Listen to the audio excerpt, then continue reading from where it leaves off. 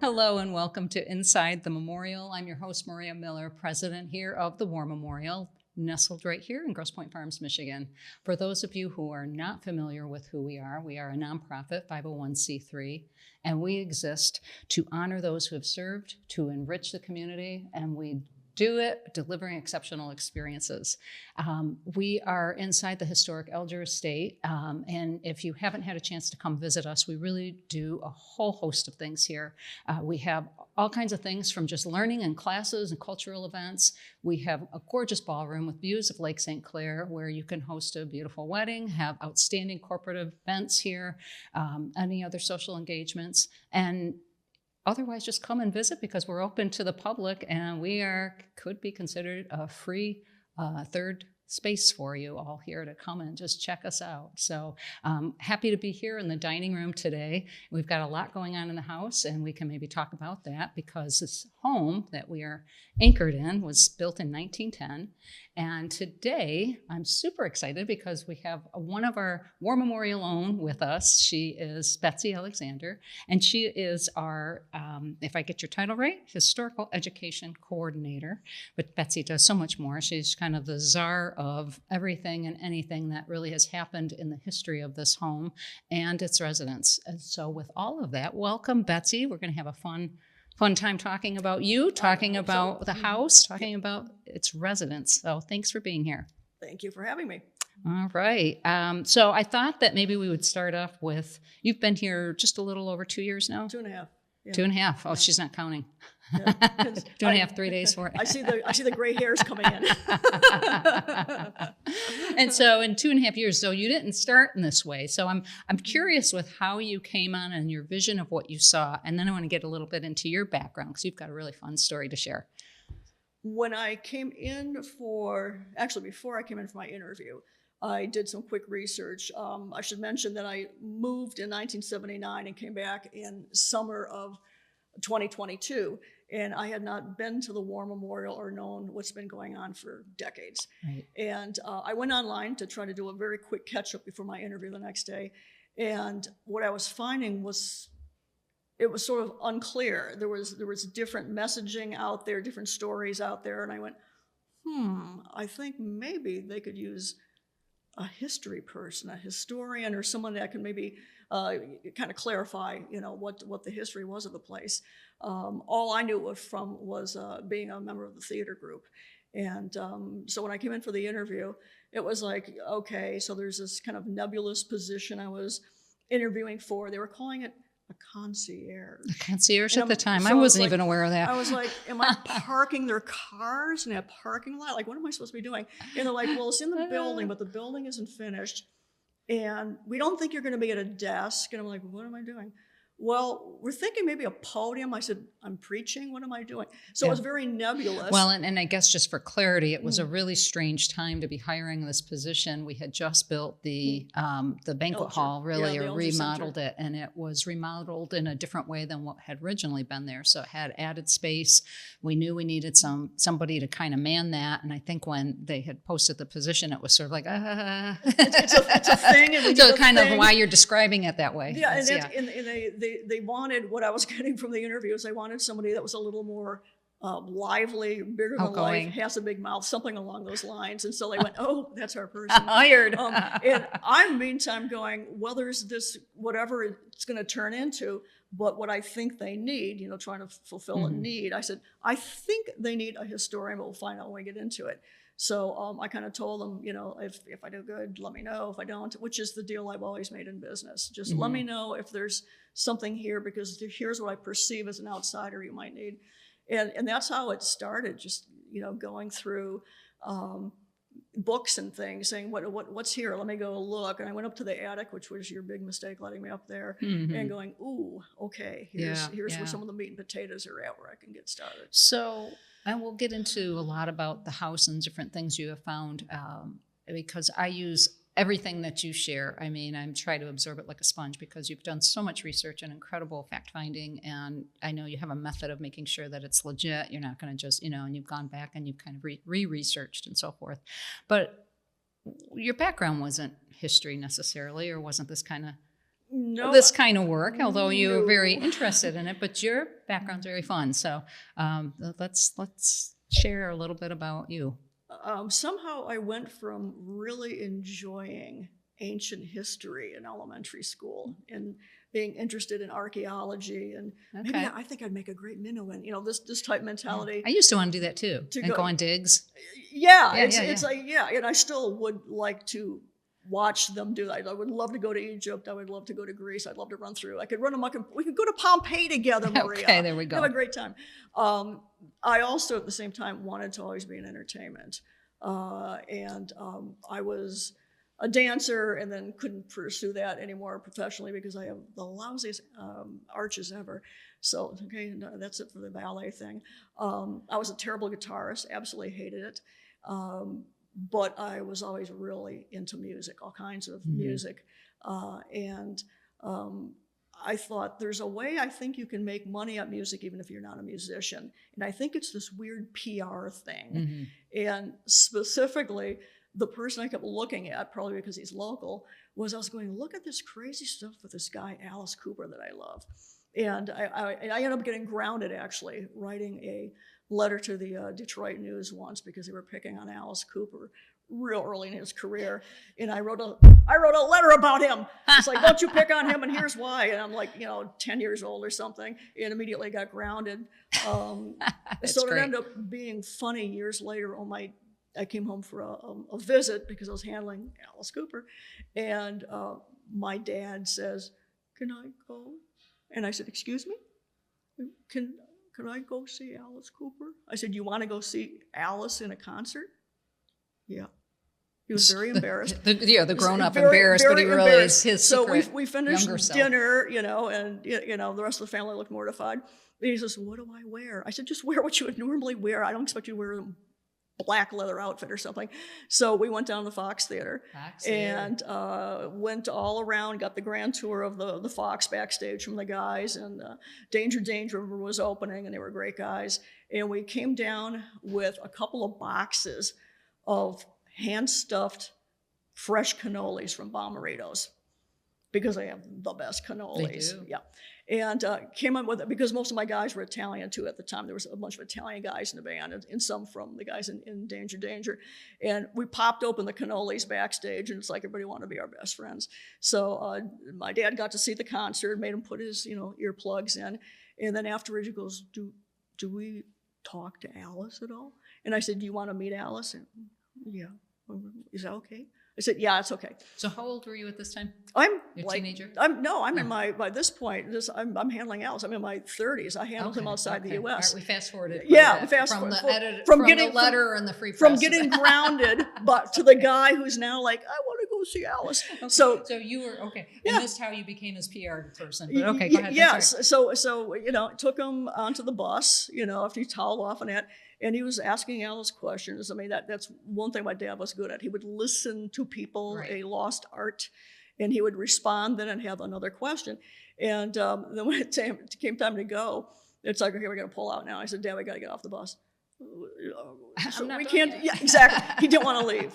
So he thought Alice was absolutely charming. So it's like, it goes back to that. Your folks may laugh at you, they may ground you, Yeah, but they look may at- have a good time with you. Oh, absolutely. Yeah, because then they saw, oh, this was great fun. I mean, he had a ball. So interesting. And you had mentioned earlier in the opening that you also were part of the Grosse Pointe Theater group. Yeah. You had done some performances here. So Yeah. you always were very interested. So you were here on the stage. I was here on the stage. I was not swimming, so when the stage was still here, all I remember about it was red. And it was Yeah, funny they because had when I all the went red down here suits, yeah. after it's, completely, nothing left of it, I was with Dave. Dave took me down there, and he says, "You remember the red?" He goes, "Yeah, it was red seats and Yeah, red carpeting." yeah. I said, "1979. I remember red because we were always on stage, and I'd look out, and all I could see was red." All right. So I cannot remember what play we did. All I remember is my hair was in pigtails, and my exit off the stage was having the woman I'm arguing with grab my pigtail and pull me off. Ah, Everybody nice, laughed. nice. Now, your Alice Cooper years and your music PR years, you fast forwarding to there, I'm jumping around a bit, but you don't remember coming to the War Memorial for any of those types of concerts. So like Alice Cooper, was Alice Cooper ever here? No, Alice wasn't. Alice was never here. Bob Seger was not here every weekend, like people seem to think. But he was here. He was had here 4 performed times. here, and Ted Nugent. Ted Nugent was here once or twice. SRC were here very frequently and spoke very fondly in the article that I did. Scott Richardson said, "Oh, they were great people, the War Memorial, and like 600 or 700 kids every time, and it was great." Blah, blah. So he was enthused. I talked to Nancy Quattro, and because they were on deadline, I couldn't reach Susie, and she had great things to say. She used to take, along with the sisters, dance classes with Miss Cooper, Mary Ellen Cooper. She took dance classes. They all here? took dance That's classes great. downstairs. Oh my Yeah, gosh. with Miss Cooper for years. She told me a crazy story about playing at the East Town one night, opening for the band Mountain. Remember Mississippi Queen? Oh, yeah. And you remember Leslie West was the size of Pittsburgh, right? And after the show, I guess various things may have happened in their systems. And they ended up apparently running, in a very blotto sense, running through the Knott Gardens playing tag and stuff in the middle of the night. Nice. So, there were shenanigans going on back then. Quattro sisters, the band Mountain, Knott Gardens. Yeah, things used to happen That here. was fun, but you had never attended any of those back then. Had you already moved? No, that was more in the Because that's late it opened 60s, in the 62, early right? 70s. Yeah, that was Okay. late 60s. I mean, the really rocking ones were late 60s, early 70s. Yeah. Oh my gosh.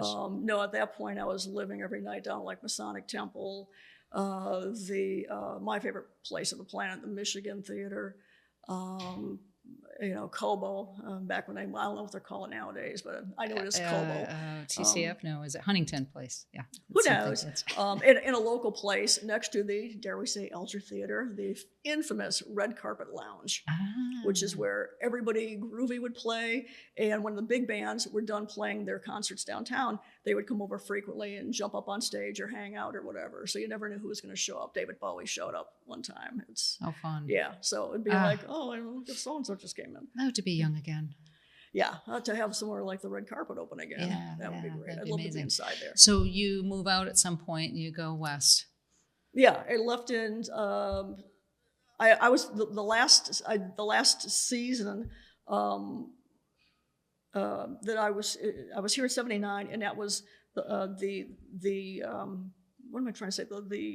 The Grosse Pointe Theater Group. It was that season.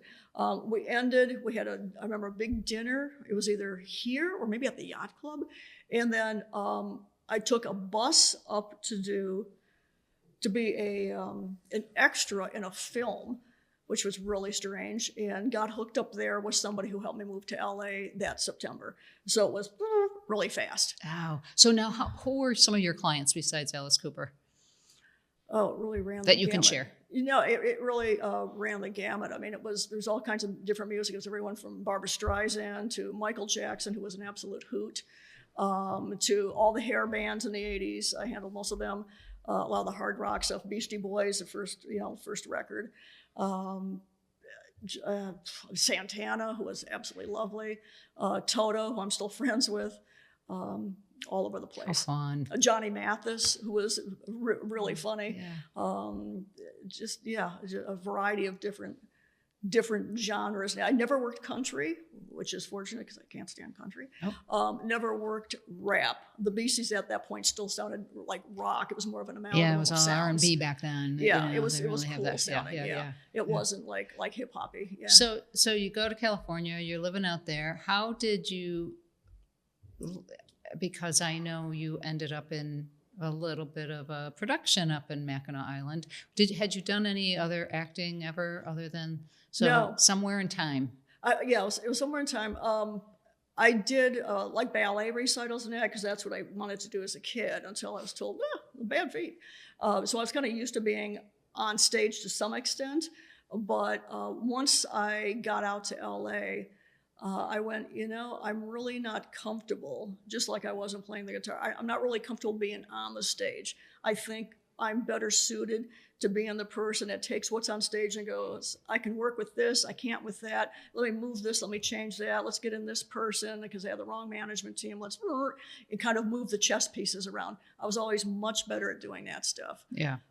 Trying to get my picture taken, it was like, no, I just don't like being seen. So, and that's a problem if you want to be an actress. So yeah, I could see that being a little bit of an issue for you. A bit bizarre, yeah. Well, so then fast forward, you move back, you end up coming here. We're grateful that you're here. You've been an incredible asset to this organization. And I would say both of us are newbies. I'm coming up on 3 years myself here. Brett Pulte, who is behind the scenes here running this podcast for us, has been 2 years now. So, so I'd say probably, if last I recall, it was like at least 2/3 of our staff are probably under the 3 years and newer. So, so we can't really say what happened and disrespect, if you want to call it that, or just people not really understanding the artifacts that were here and the state of the home. You've got a 1910, historic. It's on the National Register and the state register. And the state register is a historic space, and I'm really proud of the work that we're starting to do. A lot of the original, for those listening and that don't know, when Marion Alger decided to move out after her husband had died, she had donated the home to the DIA. So the Art Institute has it for a cool 12 years until, I'll just say, funding runs out, gives the house back to her. And she's like, I don't want this house anymore. I gave it away once, and she's trying desperately to get rid of it. But to do something good with it. But to do something good with it, not get rid of it. And then when nobody wanted it for the purposes she was sort of thinking, or even for their purposes, she had considered bulldozing it. Yes. So this home now is one of how many that were from that era? Is it the only one standing, or? Very few. Ford House is actually a generation past us, because they were 1928, we were 1910. Murray Salas's house is still around. I don't know if it's a private residence. I mean, that was another one that was supposed to be given. In fact, it was given at one point for the library effort at the same time as us. Right. Not many others. I mean, the big boys are gone, and both the Newberry houses, the Deeplands, the Sheldon house. All these wonderful places are gone. The various Fords, the car Fords, and then the other Fords that were chemical and that. All those places are gone. Yeah. So to think that this was nearly bulldozed, I mean, and I know you have said that from your research and examining board minutes and everything that you've gone back, she really continued to be quite philanthropic. She was a real philanthropic woman. She had her hands in an awful lot of things, but even as the organization needed money, and she would take care of the gardens were, her baby and very precious to her. But the one thing that probably wasn't really thought of, and who knows, I mean, you've said that these were very, very wealthy people. There just wasn't thought of an endowment to continue taking care of this home for years to come, much like Eleanor Ford had. Yeah, there wasn't. I mean, the difference with, as I move my leg here, the difference in the scene with Marion is people have to dig that they made their huge amount of money, just like Fred Alger did, and certainly the dad did, before you had the income tax, before you had all the other taxes. I mean, they were just making money. Once that stuff came in, and then you had Russell die January of 1930, right a couple months after the Great Depression starts. Yeah. She got hammered. All of a sudden, it's like there's millions flying out the door. She didn't have that much left. His will is pretty slim in regards to what he originally had. In fact, I believe Fred, 3 years later, passed away with more money than Russell did, if memory serves. Okay. Yeah, I think there was like $2 million when Fred died. His brother. His younger brother, when he died New Year's Eve of 33. And it was like $2 million and something in those dollars. And Russell's was a lot less. Wow. So she was probably going, oh my gosh, everything's going out the door. What do I do? She moved from this house very quickly. He died, like I said, January of 30. She was into her new house that was built from the ground up by our buddy Platt again, with Shipman doing from the get-go, this time the gardens. She was already in there by spring of 31. She must have told him, Chinese fire drill, just get it done fast, and she was out of here. So And now Josephine stayed here. Her daughter stayed here for a while. She stayed here just a little bit. I think they finished the estate, her and Mom, and then she got married promptly. She got remarried that early summer. And that was done, I believe, up in Maine. That was the second, right? Yeah, that was the second marriage. Yeah, the first one was done in this, actually, the room next door. Yeah. She probably used this room for food. And Yep, did danced out there and did all that, yeah. That's pretty fun. Okay, so then she moves out and it went to the DIA and 35. She gave. So there was a period of time. There was a little bit of time when there was nobody here. In the meantime, she had donated the records in 1935, all the furnishings except for a few things like the table over here, very very few items. Right.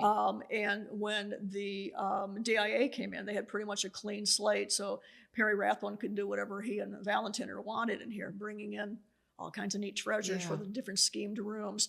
But yeah, she gave them everything.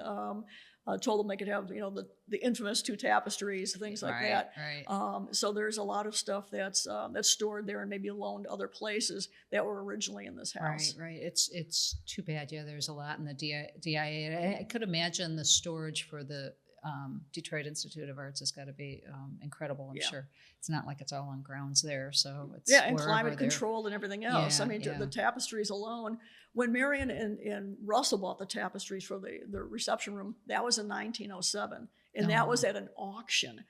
So, the tapestries were done around 1660, and they're made out of silk and wool. Well, you know what happens to silk and wool. It's going to, it's like little moths. Yeah, we wouldn't want it. Yeah, back, would we? so it has to be in a really carefully controlled environment, or you're going to just come up with this shreds of something. It just falls apart. Oh my gosh.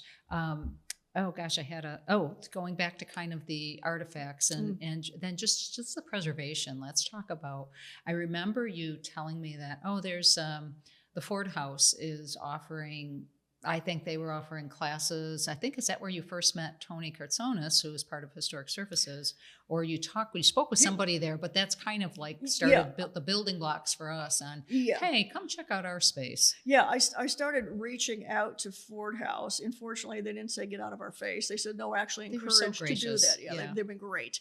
And I said, here's what we're looking to do. My understanding is it's never been officially properly done. There's been patch ups, this is and that, but no one's ever done the research to see what it is. They've never done the paint chips. They've never done this and that. Right. Who can you recommend? And they said, it's going to be Anthony. So Kartsonis. So then they introduced him to me, and that's when I came over with Lisa from Ford House and Tony. We went, stem to stern basically, through the attic and going, what do we have here? What shape is it in? What is it? How did this happen? Can we, use this or that? It just ran the gamut of looking at stuff and trying to get assessments. And then I went back to them going, okay, so now I'm seeing this needs doing and that needs doing, and I'm hearing upstairs wants to do this and that. Who do you have that are experts in this or that? So as different people would come in and do like, well, we're starting to do the wrought iron now. Oh, okay, I'll be right there. Can I talk to them? Yes, Betsy. So I'd go over and basically horn in on their experts and say, would you be interested in talking to us? I've got this mess. Here's a picture. Oh, yeah. That's we're a challenge, and I think we're and the Ford House probably has their challenge, obviously has their challenges too, and water infiltration. And I know they, are always looking at mitigating that. But far more preservation had been what they do, whereas that wasn't, this was, here's my home, use it for the community. I mean, and I am proud to say that 75, going on 76 years later, we still use this space the way she had intended by, by the community and veterans, and to honor, honor the veterans. So, so it's interesting. And so Tony now is starting in the library that took, when you first probably met him or heard about him, you've been here 2.5. It was probably almost a year and a half, 2 years ago. So it's taken a bit, and funding wasn't exactly Yes. plentiful for us. Yes. So, we've got a little bit that we're working with, and our annual gala and things like that help support that. So we really, we're fortunate the community came out in a big way to support that, which is covering the library. And so the library is really fun to watch, and for anybody that can, take a peek and come here when the doors are open and get behind the curtains, so to speak, to look and see the work that Historic Surfaces is doing. They've got scaffolding up because they're handling all the plaster work, and that on the ceiling. So we'll really preserve the ceiling. And then because we'll still use the space, the rest of it will be restored to look pretty much like that, like it was in the era, but not so much that, hey, we can never use the room again. The floors won't be like, oh, you can't walk on them and roped the walls up. So we'll will never not be do that. silk damask. Right.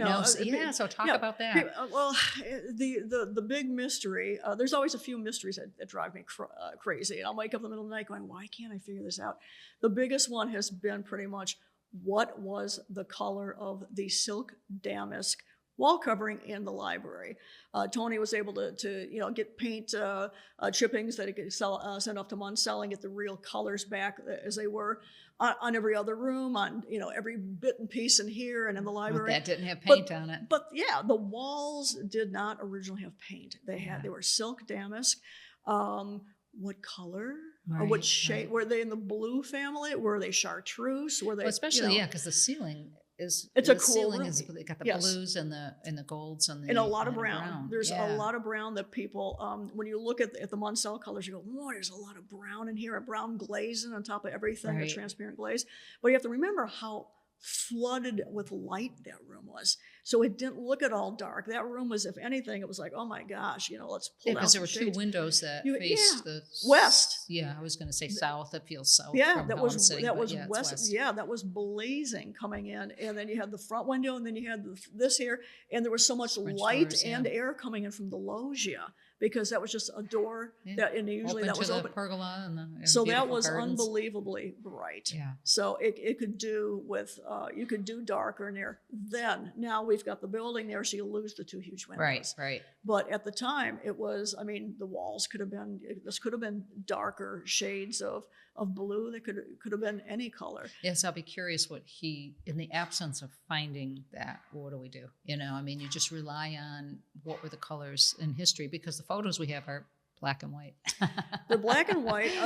We did a thing, which I'm not sure if you're aware of, because I had to go, am I crazy? And I let John Kingsley look at it first. He went, no, I'm seeing it too. I said, let me know if I'm hallucinating. Look at this picture of when we did a blood bank in that room versus this. Now come way in on the high resolution pictures. Are you seeing faintly that same pattern that's in this picture? And he's like, he did, we were talking about it yesterday. Yeah, so it's like, okay, so now we see what the damask pattern looked like. What color is it? Just the color, so we go back to the DIA and we say, okay, when you came in, when you did your initial walkthroughs with Edsel Ford, who brokered the deal with Marion, right? Did they take notes? They must have taken notes to say, this room is going to be bad. This one's easy. We've got the paneling in here, but it's it's going to need touching up, or we can do it this color. They have a wall suddenly that has the only one on this floor. There could have been some upstairs. Oh, we've got some sort of silk fabric. What can we do with this? Do we want to leave it as is? Can we hang stuff on it? They must have taken notes. The thing is, do those notes still exist? Right. And can we find them in time? Right. So that's what we're trying to do right now, is to find if that was written down somewhere. It could have been written the way that I found the draperies, where there's just all kinds of numberings and that going big room, middle room, eating room, and then it's got measurements. It's like, okay, so we just the guys can match the measurements to the eating room and know this was what the draperies were that were initially in here. Oh, it says red and gold. Fantastic. That's good. So we it's got something. Yeah. So it's like you just go down and you get the little puzzle pieces. And we will get there. And we will get there. And we will get there. I think we have a couple classes that Tony is graciously doing for us. One, and I don't have the dates. I didn't write these dates down. So anybody listening has to just go on our website and find them. So one, I think, is just his lecture. And then a second one towards the end of March, is a lecture. And then there are the rosettes, so the plaster rosettes. And so the idea is to teach how the gilded look was. And so everybody will get a rosette to paint and try their hand at gilding, which I don't even know anything about gilding. I don't know if you do, but This is the gilding that they did in here when they tried to do stuff with it in the 80s or early 90s. I think it was the 80s. It is different than how they used to do it back in the day. If what I'm reading is accurate, there's the like gilding, and then there's this like burnished gold, which is more of what what used to happen coming out of the Edwardian age, which is what this house was. It wasn't bright colors and this and that. It was a little more subdued. It was subdued. It was tasteful. Right. And so it wasn't like screaming Las Vegas gold. So he's probably going to show how that looks. There's a Tudor rose theme that runs through a couple of the rooms in the house. It runs certainly in the library and in this room here, the dining room. There's Tudor roses all over in the ceilings. Right. But there's also, if you go into what was known as Russell's Playroom. Oh, Russell's Playroom. Russell's Playroom, which other people call the veterans room, the billiard room. There are Tudor roses all over the ceiling if you look up at the trim work. So it carries through. There was two massive rugs in these two rooms that were also Tudor rose. So it was a theme. It was one of the themes, again, keeping that balance throughout the house. Yeah, it was Platt keeping things in balance. For all we know, it could have also been upstairs before they started, probably monkeying with that. Imagine. Yeah. What's your favorite room in the house? Oddly enough, I'm very keen on the terrace room. Oh, downstairs. You like the curved walls? I like the acoustics. I like the vibe. It's very calming in that room because you're very close to the water. Mm-hmm. I also like the guest bedroom, which is the one at the top of the stairs, mm-hmm. which is now like a small conference room for us. Oh, yeah. I think a lot of very famous people use that guest room, so it must have been a very interesting time hitting the top of the stairs. Right. Be quiet. The Wright brothers are in there. Shut up. Yeah, you had the Wright brothers. Who had, else? Ellen Shipman got on really well with Marion. She used to stay here frequently, and she used to also stay at the house on Provençal. Yeah, I would imagine. They ended up being good buddies. In fact, she'd say, "Well, come on in, and you can stay. We can hang out for a few days, do some gardening, and then you can judge the local. These are the local garden festivals, and you can do a lecture. How's that? Oh, it sounds great, Marion." And that's what she would do. She'd come in and judge a few festivals. I'll come out and judge the chrysanthemums today, and then the roses, and then I'm going to go speak to the women's club downtown. Oh, wonderful. Girls. I would have thought you would have said the veterans room or the billiards room, Russell's Playroom, whatever. Because that room, I think, has been tinkered with, and that's one of the other ones that makes me crazy. In fact, when Simon... Because you think there's something above that ceiling. The ceiling is wrong. Yeah. Simon is going to... bring in some more equipment when he comes in March 1st to work on the fireplace. He's bringing the sensing equipment. The sensing equipment. So now instead of trying to poke through holes in it, we're going to see if there's either a ceiling above this lower ceiling, or if it happens to have an ultra low ceiling and it used to be all decorative plaster. I would tend to think it's too low and it looks like it should be up higher. So there may have been something above it. Hopefully they didn't destroy it. I would tend to think it would be incredibly decorative. If you're the man of the house, you got his kind of money, and that is your power room. Would you have a ceiling like that? Yeah, you probably would have a higher ceiling. It would be the most ornate ceiling there is to have in a man's room. And it looks wrong. I mean, even Simon is like, oh no, there's something else. He thinks something's behind it. Yeah.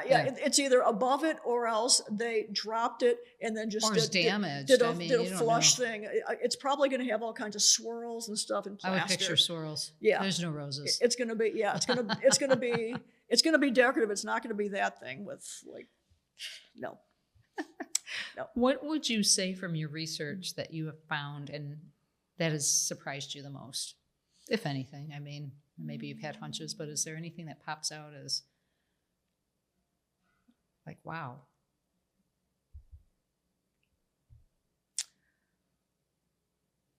I think it's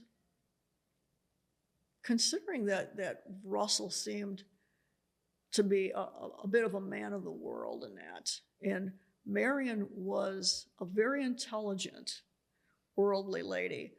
I find it absurd that she would buy into not being allowed to go in his room.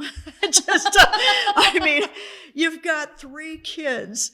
You've got a wife who is, very, very beloved in the community. She's not going to embarrass you. Can you let her across the threshold How of do your you room? know that? Because the stern rule was you are not allowed. A female cannot come in here. It's like he's doing a junior version of the Yantadega Club downtown that he belonged to, and lived a half a block from so he could be with it. It's just. Well, that room we believe is haunted. That it's. We've tried to have these podcasts there, and there's always been issues. We've stopped doing them. And it's usually, I haven't heard of any males being bothered in that room. It's usually females. It's the females. It's the females. He does not bother me, probably because I'm trying to tell his story. Yeah, he hasn't bothered me either. He doesn't bother me. It's like, okay, she's the okay one. But you had your exit there right at the bottom of the stairs, so you could come in this way, you could come in this way. Like he could have 60 gentlemen and a bunch of go-go girls in there, right. And the family would be oblivious. No maids in the area. There's the second man in them could clean it for him. Had his own bathroom. We wouldn't even think of what that looked like with just men in there. And then the whole thing with the tunnel. I mean, that's just. Can you imagine showing to your spouse, okay, honey, here's the new house. Well, what's the X here? Well, it's nothing. Well, why is there an X on the wall? No, nothing. I mean, he put an X where the secret door is at. Or if they were so wealthy and they knew they needed an escape. I think it's an escape thing. I really do. That probably wasn't very uncommon back then. I would think that the kidnappings in that came a little later. That was definitely of the era of Ford House. That's why Ford House is set up the way that it is. Right. Yeah, this home was built in 1910, so it was intentionally planned before 1910. But it's also, as I tell people, everybody knew Prohibition at some point was going to come in sooner than later. There was too many nutty people that wanted it, and they went, ooh, what did we vote for? But above and beyond that, remember, they were alone. Everybody else was just up here for the summertime. So unless it's you or Joseph Barry next door, there's nobody around to hear you scream, okay? If he has to get the kids out of here fast, and they know he's got millions of dollars, what's he going to do? He's got to take them somewhere. Like that was his version of a safe room. I mean, that everybody makes sense. out to the boat dock, and we're gone. It's like, on our way to Havana again, bye, That's why I think behind the fireplace, he probably had a big stash of cold hard cash too. Yeah, probably. I think he had. I think he had X amount of liquor for guests. I'd be curious if we get to that room, how there are things hidden in the walls. It would be fascinating to find some. And I wonder. I mean, could be. Well, she wouldn't know. When Simon comes back, we've talked. We'll see if we've got some cash behind that wall.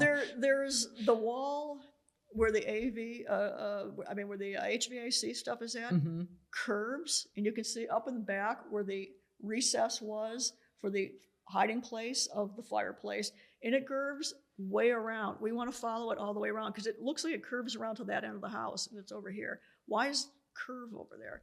And the piece of equipment he's bringing, that sensor thing, should also be able to show where the back dug tunnel ended. There's no camera in this equipment? I don't think so. I think it's the thing that shows you where it's either a really big grave or that's where the tunnel went.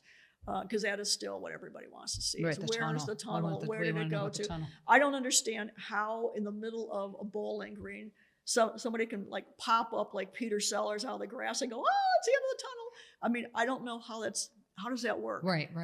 So it's probably flooded with water and decayed, and there's no tunnel. Yeah, but when it was working, how did he do that? Yeah. I mean, if you're going to pop up, people are going to see you. And if they did use it during Prohibition, it's not like there was a potting shed that is on zero prints and you come out of the potting shed and all of a sudden you see people running with liquor. I mean, right. I don't understand how it worked, and stuff like that will always make me crazy. It's like I don't understand how this was engineered to work. So there is the challenge in your work is to continue. It makes me crazy. So I have this cute little stuffed dog that was made in memory of the Scottish Terriers, right? That Marion bread, and they had, and there's a little picture, black and white picture, you won't be able to see it, but of this of Sealy hams are the pictures. So you said the ceiling hams. Sealy hams, whatever those are. Whatever those are. They were big on Scotties. Russell was big on showing boxers and things of that nature. But tell them who Rusty is. Rusty is in commemoration. Well, I will read this. It doesn't really say. Rusty is a nickname for Russell. Yes. Yeah. That was now. From what I think of his personality, I wouldn't call him Rusty. You wouldn't call him No. Rusty? What would you call him? I think Marion Mr. might have Alger? been able to have gotten away with it, but he was not a warm and fuzzy kind of guy. He wasn't a warm and fuzzy. No. He wasn't warm and fuzzy like this little dog. Yeah, So this was a Marion. I think that's more Marion. I mean, apparently that was his nickname, but Rusty was his nickname. Rusty was his nickname, but I think you could be taking your life into your hands. It might have been the men in his playroom with cigars. They could call him Rusty. Yeah, Henry Bournejoy may have gotten away with it too, his partner, besides Marion. But yeah, we have these for sale, and that's just so special. And I love them, and I bought one. So and this she is my used little to, let the folks know. I mean, her kennels. She used to clean out the competition, and she would travel around the U.S. She would do like New York. She would do certainly all the stuff at the state fair. She would take like 1, 2, and 3 prize and be like, oh God, Marion's here again.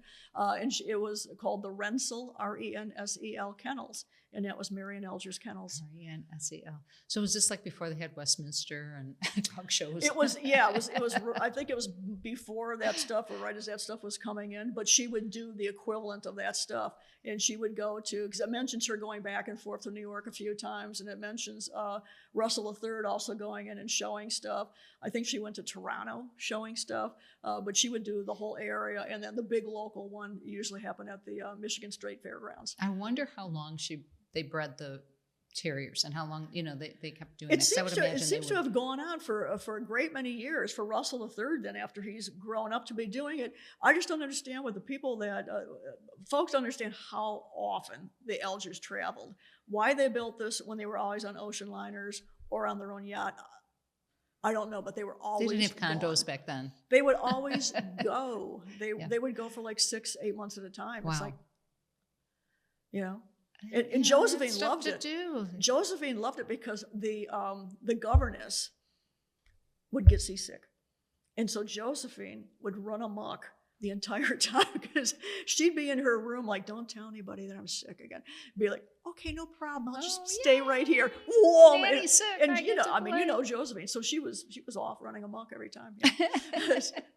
Is there anything I know that we have felt that there probably are even stories that haven't been told about the Algers, or all the facts don't kind of get out there? Because as you do your tours and you meet with people, I think you're learning that, well, they may have lived in the community for a while, but they know bits and pieces. But I'm surprised how many I have met that still don't know that this home was part of the DIA for a while, that's not always out there. Yeah, they don't know that. People can't really get their head around, like, where there's like paintings and stuff in here. And it's like, the house was staged very interestingly. Willem Valentiner, who was brilliant, had this great idea, and he put in a really, really young curator. Perry Rathbun was like 23, 24 years old when he was the curator of this house.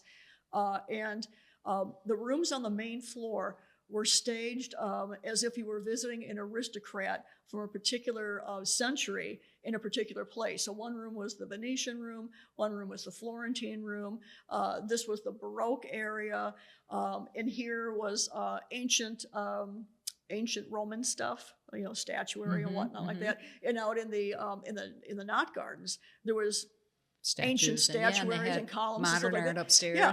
Then you went up the stairs, it was like a regular museum, and you sit on one bench and it's like, that's interesting. Right. And that was all modern art, and that was also African American art, which I would assume back in the 30s and 40s was a little like, bit. How'd that happen? Yeah. So he had a little bit of something for everybody, and then the floors would, of course, rotate, so you weren't always seeing something that was static.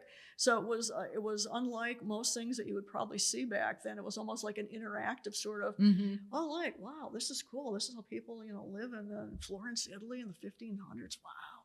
It was I know. So quite it an had to have been- unusual I idea. would have loved to have had a chance to kind of take a peek. So you do guided tours for people, and how do you prefer people contact you for that? I mean, is it set up ahead of time? Do you have, no, these are the days we do that? Or somebody happens to wander in and like, hey, can you just give me 5 minutes of a quick history? It works better if they email me. For instance, yesterday we have a group of ladies who are in the military and or our military spouses. So they're probably going to want to know more about the veterans and sort of stuff, but they want the entire tour, right? Which usually lasts about an hour and a half if I do the first floor and then the 2 rooms downstairs. And then there's Q&A as they go along. Because if you wait till the end, people forget. And they go, darn, I saw something and I didn't understand what I saw. And I want them to understand why they're seeing something. So it's like, ask me the question now. So once they give me the date or dates that they want to do something, then I have to check with scheduling to see if there's something happening in the house. You don't want them to get here and find that 2 rooms on the main floor they can't get into. There's They're meetings disappointed. Or there's So you want to make sure they can pass in and out. It should be about 20 people or less. If it's a few people more, fine. But if you get into cat herding, especially if the folks, if you've got wheelchairs, it gets to be a little too much. Yeah. And then we just cruise around. If somebody is really interested in let's say the servants and stuff like that, and they're able to get around easier, then I'll take them upstairs to the old servants' quarters, even though they don't look anything the way they used to. No. But it kind of gives people an idea of like, okay, on the bottom level of the stairs, this horseshoe was the identical 7 rooms that the servants lived in, and then you went up, and it's like, okay, another notch up was the governess. You get a sense of the flow. Yeah, and then up here at the top level, that's the family and their guests. Right. And so it kind of brings home to them. That's the only sort of, for lack of a better term, what I call it, Downton Abbey-ish thing, because the Algers were not into those sorts of games. But the house was set up that way, whether that was Platt's idea or what, I don't know. But it is set up like servants, medium being the governess, and then family. Right. Is there a takeaway you would want listeners to know? There was a huge amount of wealth in this house and in some of the other houses of the people back then, but it's not always like what you see on TV. It's sort of the anti-Downton Abbey sort of thing. A lot of these people were extraordinarily philanthropic, and they were quiet about it. There was, I put in a couple of my stories, the term noblesse oblige, and it's, the people carried themselves a certain way, and they would do things and they would give back because they were able to be clever or whatever, and amassed a large amount of money. They would use that money for good purposes. They were not this sort of, these horrible people you see in British cozy mysteries. Yeah. There were some really, really good people, particularly here in Grosse Pointe, that really did amazing stuff that really helped America. This family was very civic-minded, and you've done a lot of history writing on it, and we've got a lot of that archived, and probably in our web pages if we could dig around and find it. People really wanted to read about it. It's definitely very civic-minded. Definitely very philanthropic, and Marion just had her, handprints all over a lot of areas. The library, the first hospital in the area, the neighborhood club, the thrift store. Is it Detroit Receiving or one of the hospitals downtown? It's what is now Hutzel. What is now Hutzel. Yeah.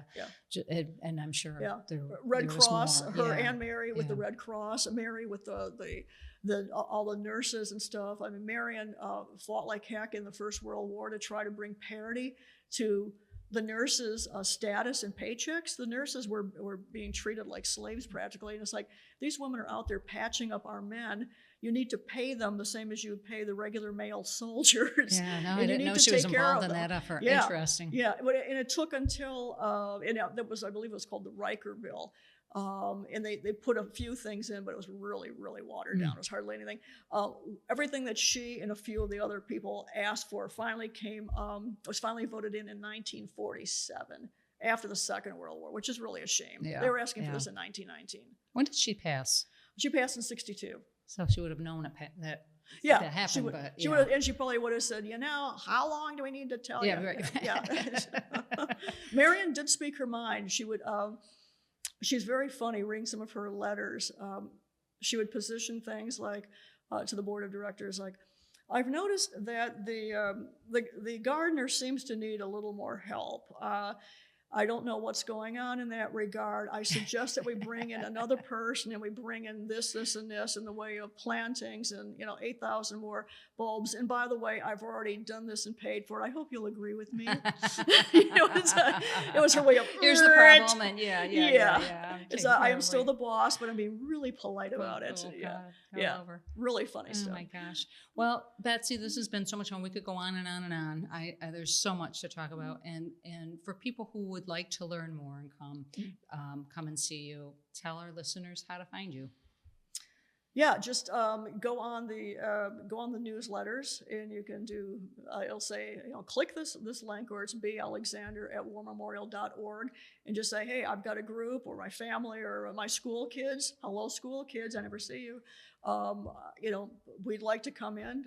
What days are they available? Here's how many we're bringing in. There is no charge. We will gladly accept your donations, because all the tours, the money goes towards the old house fund, so we can continue to try to improve the house and restore it. But it's there's no test at the end of it. You just come in and you learn new things. And most people at the end of it say, I had no idea. I know. I love that. And I would love to be able to get the schools involved a little bit more. I mean, that would be a lot of fun. So I thank you again. This has been great. Like I said, it could go on, and I absolutely love it. Thank you to Brett behind the scenes making this all happen. And visit our website, warmemorial.org, for a list of all of our programming, to find Betsy and click on that link. Follow us on all our social at the War Memorial. And if you enjoyed this episode, which I'm sure you would, please subscribe or leave us a review. And I want to thank all of you for tuning in, and thank you for being part of our historical journey.